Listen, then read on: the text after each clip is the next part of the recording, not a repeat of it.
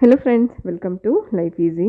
ಇವತ್ತಿನ ಮತ್ತೊಂದು easy recipe. ಇದು ಚಿಕನ್ನಿಂದ ಮಾಡ್ತಿರೋದ್ರಿಂದ ಚಿಕನ್ ಫಸ್ಟೇ ನೀರಲ್ಲಿ ವಾಶ್ ಮಾಡಿಟ್ಟಿದ್ದೀನಿ. ಹಾಗೆ ನೀರಲ್ಲಿ ವಾಶ್ ಮಾಡೋಂಥ ಸಮಯದಲ್ಲಿ ಸ್ವಲ್ಪ ಅರಿಶಿನ ಹಾಕ್ಕೊಂಡು ತೊಳೆದಿಟ್ಟಿದ್ದೀನಿ. ಯಾವುದೇ ಬ್ಯಾಕ್ಟೀರಿಯಾ ಇದ್ರೂ ಕೂಡ ನೀಟಾಗಿ ಇದರಲ್ಲಿ ಸತ್ತು ಹೋಗುತ್ತೆ. ಸೊ ಹಾಗಾಗಿ ಇದು ಹಳದಿ ಬಣ್ಣ ಕಾಣಿಸ್ತಿದೆ. ಈ ಚಿಕನ್ನ ನಾವು ಬಳಸ್ಕೊಂಡು ಒಂದು ಶಾಹಿ ಚಿಕನ್ ಗ್ರೇವಿ ಮಾಡ್ತಾಯಿದ್ದೀವಿ. ಅದಕ್ಕೋಸ್ಕರ ಸ್ವಲ್ಪ ಡ್ರೈ ಫ್ರೂಟ್ಸ್ನ ಕೂಡ ಇಲ್ಲಿ ತೆಗೆದಿಟ್ಕೊಂಡಿದ್ದೀನಿ. ಬಾದಾಮಿ, ಗೋಡಂಬಿ, ಬಿಳಿ ಎಳ್ಳು, ಹಾಗೆ ಇದನ್ನು ಮಗಾಜ್ ಅಂತಾರೆ ಅಥವಾ ವಾಟರ್ ಮೆಲನ್ ಸೀಡ್ ಅಂತ ಕರೀತಾರೆ. ಜೊತೆಗೆ 4 ಏಲಕ್ಕಿ ಇದೆ.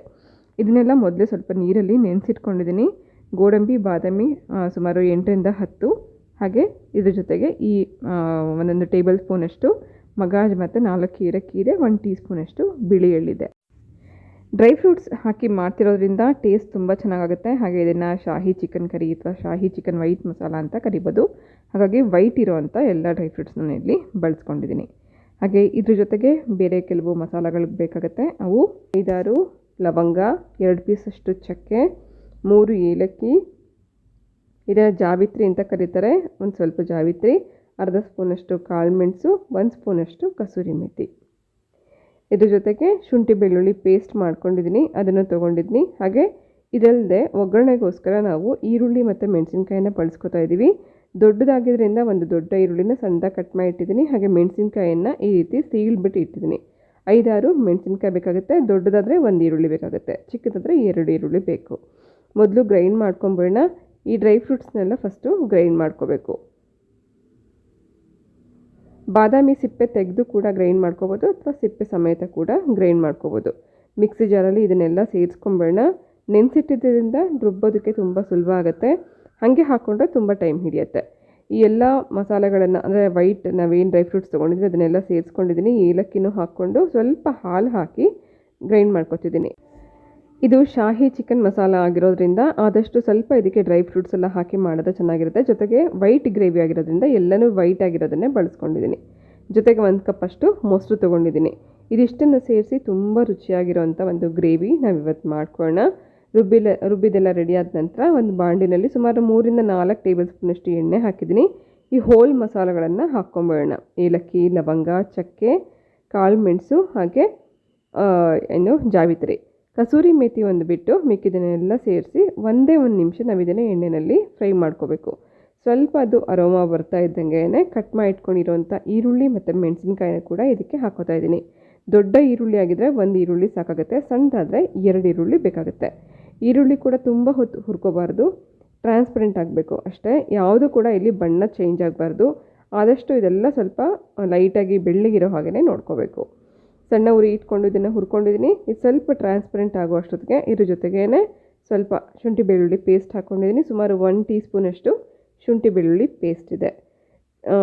ನಾವು ಈ ರೀತಿಯೇ ಗ್ರೈಂಡ್ ಮಾಡಿ ಹಾಕಿದ್ರೆ ನಮಗೆ ಅಲ್ಲಲ್ಲಿ ಬಾಯಿಗೆ ಸಿಗಲ್ಲ. ಮೆಣಸಿನ್ಕಾಯಿನ ಕೂಡ ನಾವು ಈ ರೀತಿ ಉದ್ದಕ್ಕೆ ಕಟ್ ಮಾಡಿದಾಗ ಇದ್ರ ಖಾರ ನಮಗೆ ಗ್ರೇವಿನಲ್ಲಿ ಆ್ಯಡ್ ಆಗುತ್ತೆ. ನಮಗೆ ಹೆಚ್ಚು ಸ್ಪೈಸಿ ಇರಲ್ಲ, ತುಂಬಾ ಲೈಟಾಗಿರುತ್ತೆ, ಅಷ್ಟು ಟೇಸ್ಟಿಯಾಗಿರುತ್ತೆ.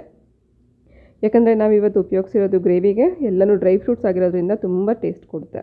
ಇದೆಲ್ಲ ಸ್ವಲ್ಪ ಹೊತ್ತು ಹುರ್ಕೊಂಡ ನಂತರ ಈ ರೀತಿ ಈರುಳ್ಳಿ ಕೂಡ ಟ್ರಾನ್ಸ್ಪರೆಂಟ್ ಆಗಿದೆ. ಇಷ್ಟ ಆದರೆ ಸಾಕು, ತುಂಬ ಜಾಸ್ತಿ ಬ್ರೌನ್ ಆಗೋದು ಬೇಡ. ಈಗ ಇದಕ್ಕೆ ನಾವು ಮೊದಲೇ ವಾಶ್ ಮಾಡಿ ಇಟ್ಕೊಂಡಿರೋಂಥ ಚಿಕನ್ ಹಾಕ್ಕೊಂಬೇಡ. ಅರಿಶಿನ ಹಾಕಿರೋದ್ರಿಂದ ಗ್ರೇವಿನಲ್ಲಿ ಏನು ನಮಗೆ ಹಳದಿ ಬಣ್ಣ ಕಾಣಿಸಲ್ಲ. ಸೊ ಇದು ಸ್ವಲ್ಪ ಚಿಕನ್ ವಾಶ್ ಮಾಡುವಾಗ ಒಂಚೂರು ಅರಿಶಿನ ಹಾಕಿ ವಾಶ್ ಮಾಡ್ಕೊಂಡಿರೋದ್ರಿಂದ ಚಿಕನಲ್ಲಿ ಸ್ವಲ್ಪ ಬಣ್ಣ ಅಂಟಿರುತ್ತೆ ಹೊರತು ಗ್ರೇವಿನಲ್ಲಿ ಆ ಬಣ್ಣ ಬಿಡೋದಿಲ್ಲ.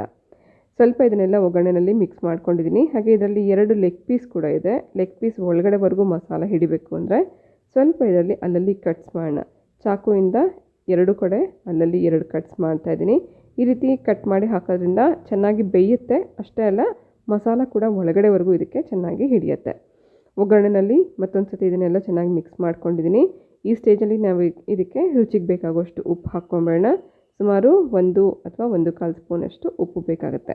ಇಲ್ಲಿ ಸುಮಾರು 3/4 kg ಚಿಕನ್ ಇದೆ. ಈ ಚಿಕನ್ಗೆ ನಾನು ಇಲ್ಲಿ ತೋರಿಸಿರುವಂಥ ಮಸಾಲೆಗಳು ಇದಿಷ್ಟು ಸಾಕಾಗುತ್ತೆ. ಚೆನ್ನಾಗಿ ಉಪ್ಪು ಹಾಕಿ ಮಿಕ್ಸ್ ಮಾಡ್ಕೊಂಡ ನಂತರ ಇದಕ್ಕೆ 1 ಕಪ್ಪಷ್ಟು ಮೊಸರು, ನಾವು ಮನೆಯಲ್ಲಿ ಮಾಡಿಟ್ಕೊಂಡಿರೋಂಥ ಮೊಸರೇನಿರುತ್ತೆ ಅದನ್ನು ಹಾಕೋಬೋದು. ಸೊ ಆದಷ್ಟು ಉರಿ ಕಡಿಮೆ ಇಟ್ಕೋಬೇಕು. ಮೊಸರು ಹಾಕಿದ ಕೂಡಲೇ ಉರಿ ಕಮ್ಮಿ ಮಾಡಿಕೊಂಡು ನಂತರ ನಾವು ಇದನ್ನೆಲ್ಲ ಮಿಕ್ಸ್ ಮಾಡ್ಕೊಂಬೇಡ. 1 ನಿಮಿಷ ಇದೆಲ್ಲ ಮಿಕ್ಸ್ ಮಾಡ್ಕೊಂಡ ನಂತರ ಮತ್ತೆ ಚಿಕನಲ್ಲಿ ಕೂಡ ನೀರು ಬಿಡುತ್ತೆ. ನಾವು ನೀರು ಇದಕ್ಕೆ ಎಕ್ಸ್ಟ್ರಾ ಹಾಕ್ಕೊಳ್ಳೋಂಗಿಲ್ಲ. ಈಗ ನಾವೇನು ರುಬ್ಬಿಟ್ಕೊಂಡಿರೋ ಮಸಾಲ ಮತ್ತು ಏನು ಪೇಸ್ಟ್ ಏನಿದೆ ಅದು ಮತ್ತು ಮೊಸರು ಇದಿಷ್ಟರಲ್ಲೇ ನಮಗೆ ಇದಕ್ಕೆ ಕ್ವಾಂಟಿಟಿ ಎಷ್ಟು ಗಟ್ಟಿ ಬೇಕು ಅಷ್ಟು ನೀರು ಸಾಕಾಗುತ್ತೆ. ನೋಡಿಕೊಂಡು ನಾವೀಗ ಗ್ರೈಂಡ್ ಮಾಡಿರೋಂಥ ಡ್ರೈ ಫ್ರೂಟ್ಸ್ ಗ್ರೈಂಡ್ ಮಾಡಿರೋಂಥ ಮಿಕ್ಸಿ ಜಾರ್ಗೆ ಇನ್ನೊಂದು ಚೂರು ನೀರು ಹಾಕ್ಕೊಂಬಿಟ್ಟು ಇದಕ್ಕೆ ಆ್ಯಡ್ ಮಾಡ್ಕೊಳ್ಳೋಣ. ಹಾಗೆ ಚಿಕನ್ ಕೂಡ ಬೇಯ್ತಾ ಇರುವಾಗ ಸ್ವಲ್ಪ ನೀರು ಬಿಟ್ಟಂಗಾಗುತ್ತೆ. ಸೊ ಎಕ್ಸ್ಟ್ರಾ ನೀರೆಲ್ಲ ಹಾಕೋವಂಥ ಅವಶ್ಯಕತೆ ಇಲ್ಲ. ಒಂದು ಸತಿ ಮಿಕ್ಸ್ ಮಾಡಿಬಿಟ್ಟು ಕೊನೆಯಲ್ಲಿ ಒಂದು ಅರ್ಧ ಸ್ಪೂನಷ್ಟು ಕಾಳು ಮೆಣಸಿನ ಪುಡಿನ ಹಾಕಿದ್ದೀನಿ.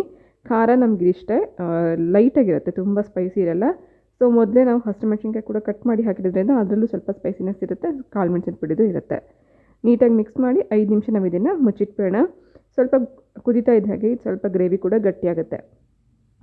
ಹಾಗೆ ನಾವು ಗೋಡಂಬಿ ಮತ್ತು ಬಾದಾಮಿ ಎರಡು ಗ್ರೈಂಡ್ ಮಾಡಿ ಹಾಕಿರೋದು ಈ ಥಿಕ್ನೆಸ್ ನಮಗಿದು ಕೊಡ್ತಾ ಇದೆ. ಇಷ್ಟರಲ್ಲಿ ನಮಗೆ ಗ್ರೇವಿ ಫಿನಿಶ್ ಆಗಿರುತ್ತೆ. ನೋಡಿ ಎಷ್ಟು ಚೆನ್ನಾಗಿದು ಬೆಂದು ರೆಡಿ ಇದೆ. ಈ ಒಂದು ಕನ್ಸಿಸ್ಟೆನ್ಸಿ ಬಂದಾಗ ನಾವು ಸ್ಟವ್ ಆಫ್ ಮಾಡ್ಕೋಬೋದು, ಅಥವಾ ಇನ್ನು ಸ್ವಲ್ಪ ಗಟ್ಟಿ ಬೇಕು ಅನ್ಸಿದ್ರೆ ಇನ್ನು ಸ್ವಲ್ಪ ಕುದಿಸ್ಕೊಂಡ್ರೆ ನೀಟಾಗಿ ಗಟ್ಟಿಯಾಗಿರುತ್ತೆ. ಸೊ ಇದನ್ನು ನಾವು ರೋಟಿ ಚಪಾತಿಗೆ ಪೂರಿಗೆಲ್ಲ ತೊಗೋಬೋದು. ಹಾಗೆ ಸೈಡ್ ಡಿಶಲ್ಲಿ ಕೂಡ ನೆಂಚ್ಕೊಳ್ಳೋಕ್ಕೂ ಚೆನ್ನಾಗಿರುತ್ತೆ. ಡಿಶ್ ಔಟ್ ಮಾಡ್ಕೊಳ್ಳೋಣ. ಸರ್ವಿಂಗ್ ಟೈಮಲ್ಲಿ ಬೇಕಿದ್ರೆ ಮೇಲಿಂದ ಸಣ್ಣದಾಗಿ ಕಟ್ ಮಾಡಿರೋಂಥ ಕೊತ್ತಂಬರಿ ಸೊಪ್ಪು ಹಾಕೋಬೋದು, ಅಥವಾ ನಾವು ಆವಾಗಲೇ ಉಳಿಸ್ಕೊಂಡು ಇಟ್ಕೊಂಡಿರೋಂಥ ಕಸೂರಿ ಮೇಥಿ ಪೌಡರ್ ಏನಿದೆ, ಕಸೂರಿ ಮೇಥಿ ಪೌಡ್ರನ್ನ ಕೂಡ ಹಾಕೋಬೋದು. ನಾನು ಇನ್ನೊಂದು ಸ್ವಲ್ಪ ಹೊತ್ತು ಮುಚ್ಚಿಟ್ಟು ಬೇಯಿಸೋಕ್ಕಿಟ್ಟಿದ್ದೆ, ಹಾಗಾಗಿ ಇನ್ನು ಸ್ವಲ್ಪ ಗಟ್ಟಿಯಾಗಿದೆ. ಕಸೂರಿ ಮೇಥಿ ನಾನು ಹೀಗೆ ಹಾಕಿದ್ದೀನಿ, ಸ್ವಲ್ಪ ಹುರಿದ್ಬಿಟ್ಟು ಹಾಕಿದ್ರೆ ಇನ್ನೂ ಚೆನ್ನಾಗಿ ಒಂದೊಳ್ಳೆ ಫ್ಲೇವರ್ ಇರುತ್ತೆ. ಆಗಿದೆ, ಇದನ್ನು ಡಿಶ್ ಔಟ್ ಮಾಡ್ಕೊಳ್ಳೋಣ. ತುಂಬ ಸಿಂಪಲ್ ಆ್ಯಂಡ್ ಈಸಿಯಾಗಿ ಮಾಡುವಂಥ ಹಾಗೆ ಅಷ್ಟೇ ಟೇಸ್ಟಿಯಾಗಿರೋಂಥ ಶಾಹಿ ಚಿಕನ್ ಮಸಾಲ ರೆಡಿ ಇದೆ. ಸೊ ಖಂಡಿತ ಇದನ್ನು ಟ್ರೈ ಮಾಡಿ. ಡ್ರೈ ಫ್ರೂಟ್ಸ್ ಎಲ್ಲ ಹಾಕಿರೋದ್ರಿಂದ ಹೆಚ್ಚಿನ ರುಚಿ ಕೊಡುತ್ತೆ, ಒಂದು ರಿಚ್ ಫುಡ್ ಅಂತಲೇ ಹೇಳ್ಬೋದು. ಸೊ ಖಂಡಿತ ನೀವು ಟ್ರೈ ಮಾಡಿ, ಮಾಡಿದ ಮೇಲೆ ಹೇಗಿತ್ತು ಅಂತ ಕಮೆಂಟ್ ಮಾಡಿ ತಿಳಿಸೋದನ್ನು ಮರಿಬೇಡಿ. ಹೊಸಬ್ರು ನೋಡ್ತಾ ಇದ್ದರೆ ಪ್ಲೀಸ್ ನನ್ನ ಚಾನಲನ್ನು ಸಬ್ಸ್ಕ್ರೈಬ್ ಮಾಡ್ಕೊಂಡು ನೋಡಿ. ವಿಡಿಯೋ ಇಷ್ಟ ಆಗಿದ್ರೆ ಪ್ಲೀಸ್ ಒಂದು ಲೈಕ್ ಮಾಡಿ. ಇವತ್ತಿನ ಈ ರೆಸಿಪಿ ಜೊತೆಗೆ ನಾನು ಹೊರಡ್ತಾ ಇದ್ದೀನಿ. ಮತ್ತೆ ಸಿಗ್ತೀನಿ ನಾಳೆ ಇನ್ನೊಂದು ಹೊಸ ರೆಸಿಪಿ ಜೊತೆಗೆ. Thanks for watching.